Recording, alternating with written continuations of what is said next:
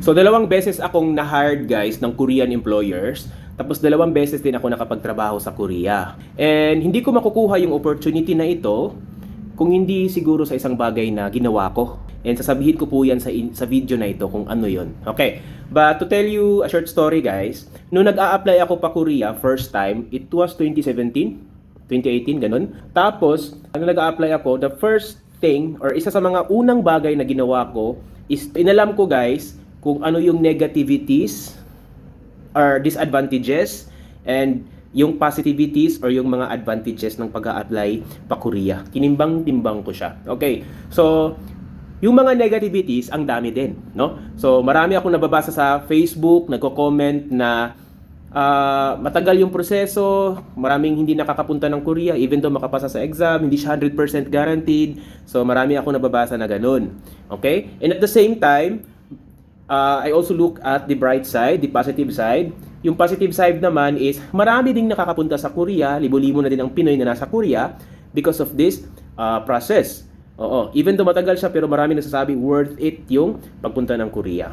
After knowing the both sides, inisip ko na lang na yung first goal ko talaga is pumasa sa exam.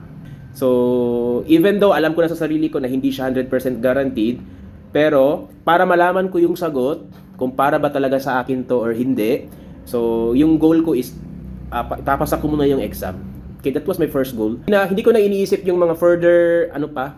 Kasi nandito pa lang ako eh. Bakit ko iisipin yung mga bagay na nasa step 10 na nasa step 1 pa lang ako. Okay? Tsaka ko na lang iisipin yung mga hiring na yan after ko muna ipasa yung exam. Basta gagawin ko na lang yung best ko. May pasa ko lang muna yung exam at tsaka doon ko na lang malalaman yung sagot kung para ba talaga sa akin to or hindi. So, that was the approach that I did. No? So, although, hindi siya madali kasi I had to sacrifice time, may money din na involved. Pero sa isip ko kasi guys, we only live once. No? So, isang beses lang tayo nabubuhay dito sa mundo. Yung pera, bumabalik din naman yan. We can earn that in the future. Okay? Pero yung oras guys na lumilipas at saka yung mga opportunities na dumarating, if we don't grab them, so hindi natin talaga sila makukuha and we don't know the answer kung hindi natin sila susubukan. People have different mindset. So I respect those people who get easily affected by the negativities around.